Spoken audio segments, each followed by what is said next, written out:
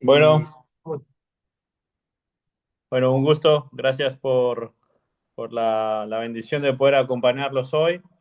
Eh, Nada, mi nombre es Santiago Muñoz, como ya lo dijo el hermano, soy colombiano. Hoy mismo cumplo 12 años en Argentina. Bueno, ahora estoy en tema de transición. Soy parte del equipo de Palabra de Vida como misionero de Palabra de Vida Argentina, pero me estoy yendo para Palabra de Vida Colombia ahora en un mes.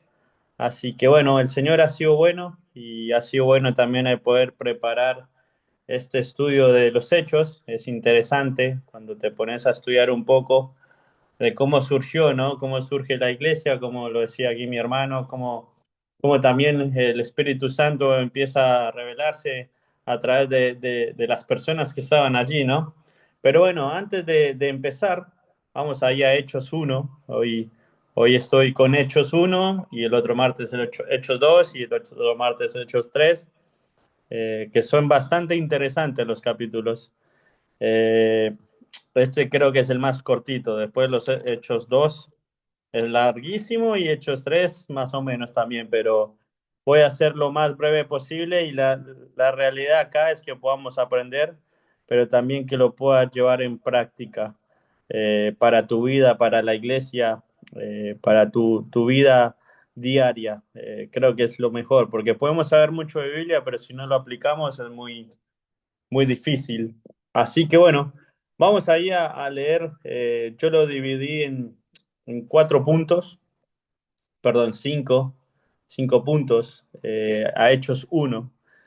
No tienen título, pero sí los dividí por versículos. Así que bueno, vamos ahí a Hechos uno. Eh, Voy a leerlo todo el capítulo y después vamos a orar y después empezamos. Eh, Hechos 1:1 dice, o te- en el primer tratado, oh Teófilo, hablé acerca de todas las cosas que Jesús comenzó a hacer y enseñar, hasta el día en que fue recibido arriba, después de haber dado mandamientos por el Espíritu Santo a los apóstoles que habían escogido, a quienes también, después de haber padecido, se presentó vivo con muchas pruebas indubitables, apareciéndoles durante 40 días y hablándoles acerca del reino de Dios. 4. Y estando juntos les mandó que no se fueran de Jerusalén, sino que esperasen la promesa del Padre, la cual les dijo, ¿oísteis de mí? Porque Juan ciertamente bautizó con agua, mas vosotros seréis bautizados con el Espíritu Santo dentro de no muchos días.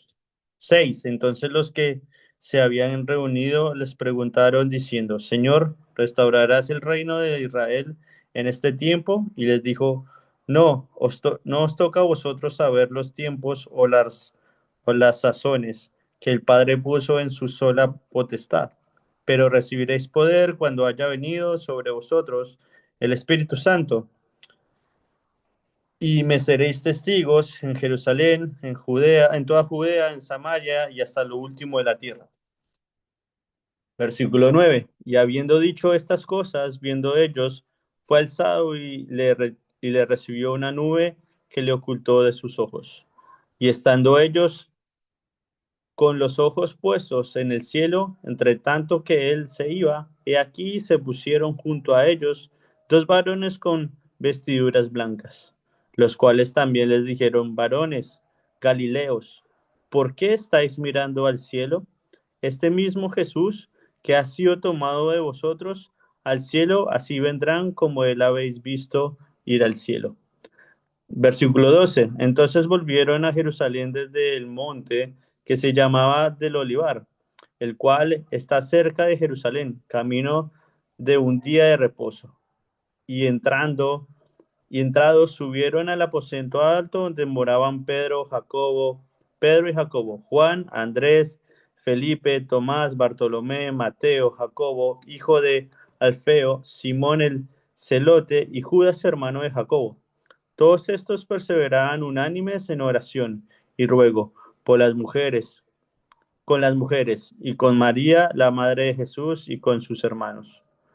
En aquellos días Pedro se levantó en medio de los hermanos y los reunidos eran como 120 en número y dijo, varones, hermanos, era necesario que se cumpliese la escritura en que el Espíritu Santo habló antes por boca de David acerca de Judas, que fue guía de los que prendieron a Jesús y era contado con nosotros y tenía parte en este ministerio. Este, pues, con el salario de su iniquidad adquirió un campo y cayendo de cabeza se reventó por la mitad y todas sus entrañas se derramaron. 19. Y fue notorio a todos los habitantes de Jerusalén, de tal manera que aquel campo se llama en su propia lengua Asildama, que quiere decir campo de sangre. Porque está escrito en el libro de los Salmos, sea hecha desierta su habitación, y no haya quien more en ella, y tome otro su oficio. Es necesario, pues, que de estos hombres que han estado junto con nosotros todo el tiempo que el Señor Jesús entraba y salía entre nosotros, comenzando desde el bautismo de Juan hasta el día en que de entre nosotros fue recibido arriba, uno se ha hecho testigo con nosotros de su resurrección. Y señalaron a dos, a José, llamado Barsabás, que tenía por sobrenombre Justo, y a Matías. Y orando dijeron, tú, Señor, que conoces los corazones de todos, muestra cuáles de estos dos has escogido, para que tome la parte de este ministerio y apostolado, de que cayó Judas por transgresión para irse a su propio lugar. Y les echaron suerte, y la suerte cayó sobre Matías, y fue contado con los 11 apóstoles. Oramos. Padre, gracias por este día, gracias por el privilegio de poder enseñar un poco de tu palabra, Señor. Gracias por la oportunidad de poder reunirme con mis hermanos, Señor, a través de la tecnología hoy en día. Padre, ayúdanos, Señor, que así como tú has hablado a mí, a mi vida, Señor, puedas hablar a ellos a través de mí, Señor. Gracias por tu palabra, gracias porque podemos abrirla libremente, Señor, porque no hay nadie que nos persiga, Señor. Y Padre, ayúdanos a entender este libro de los Hechos, Señor, a entender que tú tenías un plan, Señor, y que ese plan, Señor, ya tú lo habías formado para aquellos apóstoles, para aquellas personas y para nosotros, Señor. Y gracias, Señor, por tu ministerio, Señor. Gracias porque tú fuiste aquel verbo, Señor, que murió en la cruz por nosotros, Señor. Y nos dejaste un legado, Señor, que es ir y predicar el Evangelio, Señor. Y gracias, Señor, por este día. En el nombre de Cristo Jesús. Amén.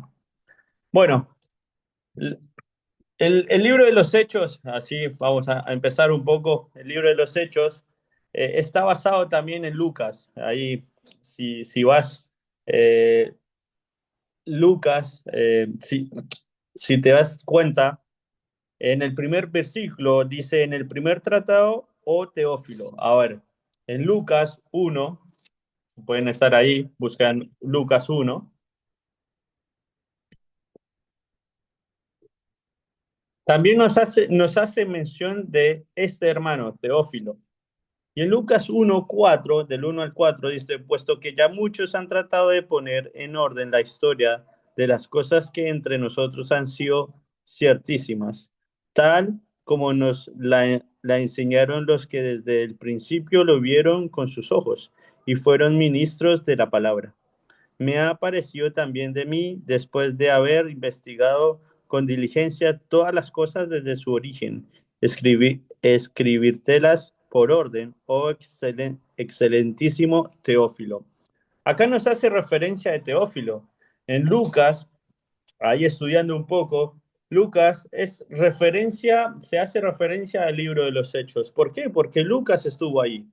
Lucas estuvo ahí en el libro de los Hechos cuando empezó la historia, pero dice, para que conozcáis bien la verdad.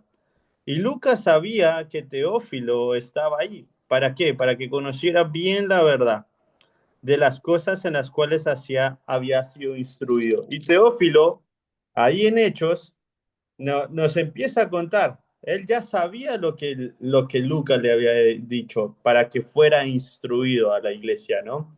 Pero sabes que el libro de Hechos eh, también es algo que donde nos tenemos que poner a pensar como nosotros los creyentes de cómo sucedieron las cosas, de por qué fue escrito el libro de Hechos, de por qué en el libro de Hechos aparece la iglesia el día de Pentecostés, por qué aparecen los viajes misioneros, por qué aparece una persona que perseguía iglesias, ahora una persona que amaba la iglesia, que va, ya un hermano les va a contar sobre Saulo. Pero es interesante cómo Lucas hace referencia a lo que en Hechos va a suceder. Mira, el Evangelio de Lucas relata el ministerio de Cristo en la tierra en su cuerpo físico. En Hechos relata el ministerio en el cielo a través del cuerpo espiritual. Y allí en Hechos era donde los creyentes iban a conocer qué era el Espíritu Santo. ¿Cómo hacía parte el Espíritu Santo? ¿Cómo, perdonando acá con los alumnos y se escucha todo? Pero ¿cómo del Señor eh, les pone esa bendición de tener el Espíritu Santo, ¿no? Cómo el Señor entra, el Señor pone el Espíritu Santo y entra a esas personas, ¿no? Y el versículo 1 y 2 nos relata cómo Teófilo fue instruido. Él ya sabía lo que iba a pasar. Pero es interesante porque del versículo 3 al 5 dice, a quienes también después de haber padecido se presentó vivo con muchas pruebas indubitables, apareciéndose durante 40 días y hablándoles acerca del reino de Dios. Este es Jesús. Jesús ya había resucitado, pero se les apareció durante 40 días, 40 noches, ¿no? Pero hablándoles acerca del reino de Dios, ¿no? Y qué interesante, no sé si te podrías imaginar o eh, estar en ese evento, ¿no? Que Jesús te haya aparecido 40 días después de eh, que haya resucitado, es interesante. Dice, y estando juntos, les mandó que no fueran de Jerusalén, sino que esperasen la promesa del Padre. O sea, en el libro de los Hechos empiezan a haber una serie de preguntas, de decir, bueno, ¿hacia dónde vamos? ¿Qué es lo que nos quiere decir Jesús? Y es interesante, ¿por qué? Porque dice, dijo, oíste de mí. Dijo el versículo 5, porque Juan ciertamente bautizó con agua, mas vosotros seréis bautizados con el Espíritu Santo. O sea, ahora el Señor les dice, bueno, quédense ahí quietos y recuerden, ya no serán también bautizados con agua, sino también con el Espíritu Santo, ¿no? Y mira, algunas de las cosas que yo pude ver y te las quería compartir, dice en el versículo 3 es recordar que Cristo, después de su resurrección, estuvo con los apóstoles los 40 días. También les dijo que ellos iban a ser bautizados por el Espíritu Santo, porque Juan el Bautista se bautizaba en agua. Pero también la venida del Espíritu uniría a todos los creyentes en un cuerpo. Y cuando hablamos en un cuerpo, hablamos de la iglesia, como decía el hermano Ever, ¿no? Como decía el hermano Ever, somos la iglesia y el Espíritu Santo es lo que une nuestro cuerpo, el cuerpo de la iglesia. A ver, el cuerpo de la iglesia, ustedes como iglesia, cada uno tiene su iglesia, hace diferentes cosas. ¿Por qué? Porque allí es donde podemos ver que no, si fuéramos un mismo cuerpo y todos hiciéramos lo mismo, sería algo que no se podría ni ver, no nos entenderíamos. Pero sabes que Dios pone el Espíritu Santo en la iglesia y nos pone a nosotros el Espíritu Santo para que nos ayude, pero más allá que para que nos ayude, para que nosotros podamos ser cuerpo de la iglesia. A ver, siempre no sé si te has preguntado, pero o algún predicador te ha dicho, a ver, la iglesia no son las cuatro paredes que estás acá. La iglesia eres tú mismo. La iglesia son los que están sentados ahí. Y allí es donde Eh, Cristo quería eso. Cristo les dice a ellos, a ver, quédense tranquilos, el Espíritu Santo va a venir y los va a formar como cuerpo. Pero así como los va a formar como cuerpo, en el versículo 6 dice, entonces los que se habían reunido les preguntaron, diciendo, Señor, ¿restaurarás el reino de Israel en este tiempo? Y les dijo, no os toca a vosotros saber los tiempos o las sazones que el Padre puso en sola potestad. Y ahí es cuando el versículo que todos sabemos empieza, pero recibiréis poder cuando haya venido sobre vosotros el Espíritu Santo. Está hablando de que sí, va a haber una misión, pero tiene que venir el Espíritu Santo. Y allí en este es cuando viene el Espíritu Santo y dice, ha venido sobre vosotros el Espíritu Santo y me seréis testigos. Y aquí empieza cuando se empieza a formar la iglesia. Y ese me seréis testigos es cuando tenemos que nosotros empezar a ver que aquí no solo se trataba de los apóstoles, no solo se trataba de las personas que estaban acá, se trata también de nosotros. A ver, dice diferentes ciudades, diferentes localidades, dice, y me seréis testigos en Jerusalén. A ver, Jerusalén estaba ahí. Jerusalén era como la capital. Y ahí el Señor dice, bueno, me seréis testigos en Jerusalén, me seréis testigos ahí en la capital, como para poderles ayudar. Pero también me seréis testigos en toda Judea. Judea es como la provincia. Si tú te pones a buscar, en el mapa aparece, está Jerusalén, y Judea es como la provincia, digámoslo así. Pero también dice algo interesante en Samaria. Samaria, en la historia se cuenta que los samaritanos, que un judío no podía ver un samaritano, porque o sea, era cosa sucia. Pero acá el Señor les está diciendo, vos tenés que pasar por Jerusalén, tenés que pasar por Judea y tenés que pasar por todos los lugares que a ti no te gustan. Y era el trazo donde ellos tenían que llegar. Tenían que pasar por Samaria, sí o sí. Y sabes que muchas veces como creyentes, sí le podemos predicar a la persona que está a nuestro lado, nuestra familia, que es nuestro Jerusalén, nuestra Judea, que es nuestro trabajo, pero muchas veces se me fue la palabra, pero le huimos a las personas que no queremos, a las personas que vos decís, ah, no, esa persona, a otra persona le va a predicar. Y sabes que esa es nuestra Samaria. Muchas veces pensamos que el Evangelio son cosas que el Evangelio es algo que se hace así nomás, ¿no? Sabes que el Evangelio tiene poder. Y aquí el Señor nos dice que más allá de que nosotros queramos desviarnos del camino que normalmente los apóstoles querían hacer, no lo podemos hacer, porque sabemos que todos tienen que conocer de Cristo. Y muchas veces como creyentes pensamos que, ah, bueno, yo le predico a mi familia porque es mi responsabilidad, ah, yo le predico a los de mi trabajo porque trabajan conmigo, pero ¿y dónde están las personas que de situación de calle? ¿Dónde están las personas que por ahí no queremos?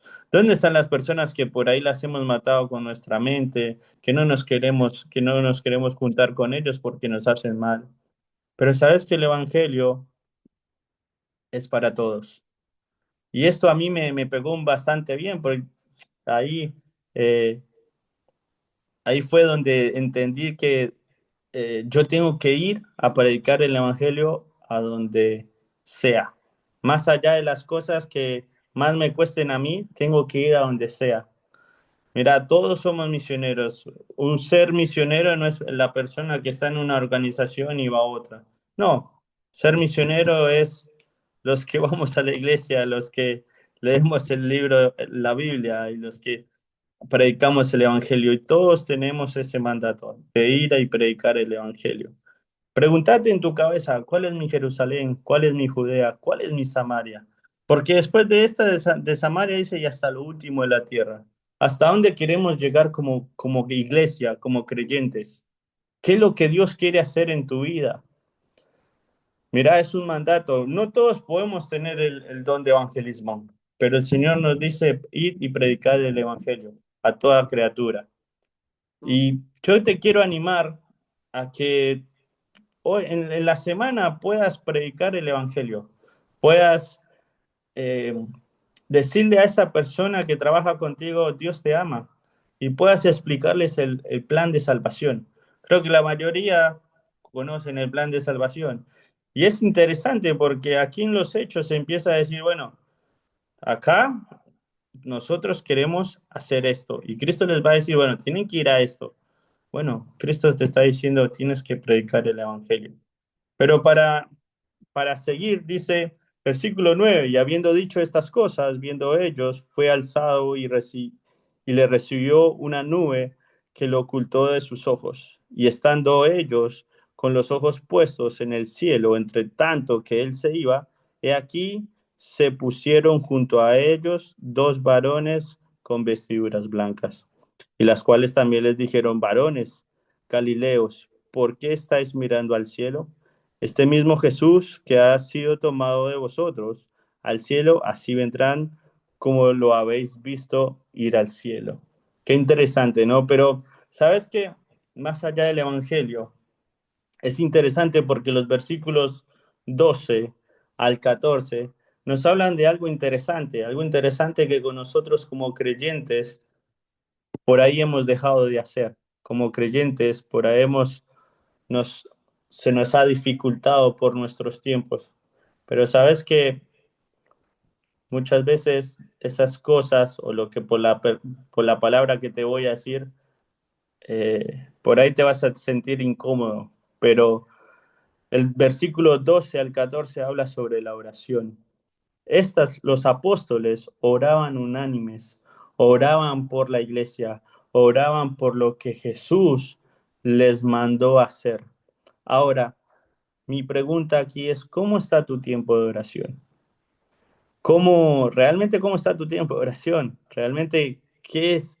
¿Cómo está ese tiempo de poder estar a solas con Jesús?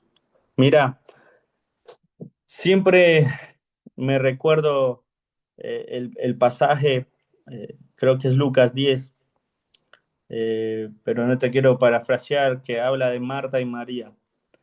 Y siempre lo resumo con esto, o sea, muchas veces queremos ser esa Marta que sirve a full, así, boom, boom, boom, quiero ser esa Marta porque yo quiero servir al Señor, pero muchas veces no somos esa María que quiso que quedarse y postrarse a los pies de Jesús. Y muchas veces tenemos como creyentes muchas cosas. Eh, Cada uno tiene su trabajo, cada uno tiene su responsabilidad en la iglesia, cada uno tiene su ministerio, pero sabes que el mejor ministerio que vos podés hacer es el de la oración. Siempre hay un libro que dice, creo que es la oración con Jesús. Y en el primer capítulo decía, ¿sabes cómo puedes preguntarle a una persona o un misionero cómo está? Preguntándole con cuánto tiempo gasta en su oración. Y sabes que, bueno, para leer un poquito el versículo 12 al 14, dice, entonces volvieron a Jerusalén desde el monte que se llamaba el Olivar, el cual está cerca de Jerusalén, camino de un día de reposo. Y entrados subieron al aposento alto, donde moraban Pedro y Jacobo, Juan, Andrés, Felipe, Tomás, Bartolomé, Mateo, Jacobo, hijo de Alfeo, Simón el celote y Judas, hermano de Jacobo. Todos ellos perseveraban unánimes eh, en oración y ruego, con las mujeres y con María, la Madre de Jesús, y con sus hermanos. Y es interesante, ¿no? Porque sí había un mandato de ir y predicar el Evangelio, Pero ellos primero se fueron a la oración, primero postraron sus rodillas en la oración. Y como iglesia, yo sé que ahora es la reunión de oración, es, ¿estás orando por los hermanos que hoy en día están pasando necesidad? ¿Estás orando por esas personas que necesitan de Cristo? ¿Estás orando por aquellas personas que no pueden abrir la palabra de Dios libremente? Yo creo que muchos conocemos de muchos misioneros, Masmud, personas que están en el Medio Oriente y no pueden abrir la Biblia libremente. ¿Oras por esas personas? ¿Oras por tu familia? ¿Oras por tus seres queridos que no son creyentes? Bueno, ellos lo hacían. Ellos sabían que tenían una misión y que algo iba a empezar, pero tenían que orar, tenían que postrarse a la cruz, como lo hizo María. María se postró a los pies de Jesús y Jesús empezó a enseñarles. Y Jesús después le dice ahí en ese relato, dice, Marta, afanada y turbada, ¿no? Muchas veces estamos tan afanados y turbados que dejamos de tener nuestra comunión con el Señor y nuestro tiempo de oración. Siempre digo que nuestro tiempo de oración eh, dice muchas cosas, dice cómo estamos también. Bueno, pero para seguir, vamos ahí a Hechos, vamos a ir terminando. Ahí Fede me había dicho unos 20 minutos, 15, he tratado de hacerlo. Pero sabes que, bueno, ahí del versículo 15 al 26 habla de que Pedro se para y él estaba ahí en una congregación. Realmente eran como 120 y Pedro se para y se para a enseñarles. Pero también pasa algo, ¿no? Pasa algo de querían eh, ver quién iba a estar ahí, quién iba a estar eh, se me están olvidando las palabras, pero ¿quién iba a estar como a cargo de esa congregación, no? Y ahí dice dos nombres, dice, y señalaron a dos, José llamado Barsabás, que tenía por sobrenombre Justo, y a Matías. Y oraba y orando dijeron, tú, Señor, que conoces los corazones de todos, muestra cuál de estos dos has escogido para que tome la parte de este ministerio y apostolado de que cayó Judas por transgresión para irse a su propio lugar. Y les echaron suerte y la suerte cayó sobre Matías y fue contado con los 11 apóstoles.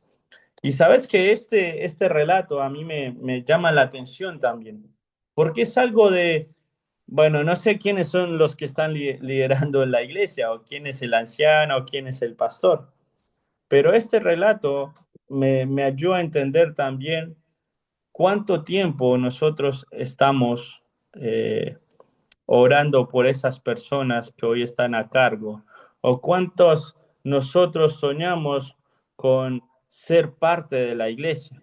Ahora, la iglesia tiene un grupo, tiene unos miembros, tiene un pastorado, tiene unos diáconos. Y creo que cada decisión que se toma eh, hace parte de la oración y de la sabiduría, ¿no? Yo no sé si yo tengo el don de pastor, del pastorado, pero creo que debe ser algo muy difícil, ¿no? Poder tomar decisiones y tenerle la confianza de decir, bueno, tú vas a ser diácono, tú vas a ser mi ayudante, tú vas a hacer esto, tú vas a hacer lo otro. Creo que es algo que eh, donde tenemos que tener la confianza y allí es donde ellos tenían la confianza con Matías. Mira, dice, las decisiones como tal son importantes, pero más cuando se dirige al cuerpo de Cristo, porque por medio de la oración y la sabiduría del cuerpo es allí donde se... eh, es allí donde obra el Señor.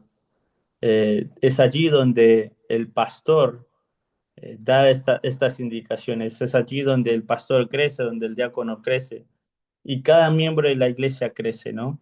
Y vemos un capítulo, ya terminando, vemos un capítulo donde nos muestra así una misión, nos muestra así dónde ir, hacia dónde ir, nos muestra una oración, pero también nos recuerda que hay miembros en la iglesia, que cada iglesia tiene un pastor, que cada iglesia tiene un diácono, que cada iglesia tiene líderes. Y te quiero animar a eso, ¿no? A que puedas orar por tus líderes, a que puedas orar por tu pastor, a que puedas orar por aquellas personas que también quieres ser parte de eso. Por ahí tú estás orando por el pastorado, por ser un líder o por ser miembro de la iglesia, porque no muchos somos miembros de la iglesia. Y el libro de Hechos empieza así, dando una misión, recordándonos de que tenemos una Jerusalén, de que tenemos una Judea, de que así no queramos pasar por esas Samarias que a veces no nos gusta, tenemos que pasar y que tenemos que ir a toda la tierra, a todo el mundo, ir y predicar el Evangelio. Pero también nos recuerda que tenemos que orar, orar por nuestra congregación, orar por las personas que hoy no la pasan bien, orar por aquellas personas que no conocen de Cristo y orar por cada necesidad que tenemos nosotros. Sabemos que el mundo no es fácil y vos sabes que cuando salí a trabajar es difícil, pero recordad que tenemos un Dios tan grande que nos cuida cada día, ¿no? Pero también recordamos que tenemos un cuerpo y ese cuerpo está por un pastor, por unos líderes, por unos diáconos. Y es entender que el libro de los Hechos sí empieza increíble y suceden después capítulos 2, capítulo 3, suceden muchas cosas más, pero es entender de que Dios tenía una misión en el libro de los Hechos y Dios los estaba preparando para algo. Y Dios ya empezaba a tomar decisiones. Bueno, ¿cómo estás tú? ¿Cómo están como iglesia? Oran por aquellas personas. Cada pastor, cada líder eh, han sido puestos ahí por algo, ¿no? Y es entender por qué fui puesto como líder, por qué fui puesto como un anciano, como un pastor, por qué soy miembro de la iglesia, qué quiero para mi iglesia, para el cuerpo de Cristo. Recuerda, la iglesia no son cuatro paredes, la iglesia eres tú. ¿Cómo estoy siendo bendición a mis hermanos? Porque esto no queda solo en oración ni en ir a la iglesia, sino también cómo estoy siendo bendición para mis hermanos. Estoy ayudando en la necesidad de aquella familia que por ahí no tiene que comer. Bueno, el libro de Hechos nos lleva a esto, nos lleva a pensar cómo estamos. Si realmente el cuerpo de Cristo ama a la iglesia, ama al prójimo y ama al perdido. Así que espero que haya sido de bendición este primer capítulo. El segundo capítulo, por ahí les voy a pedir que lo puedan leer, así ya empiezo de una, porque creo que hasta que lea 47 versículos va a ser como complicado.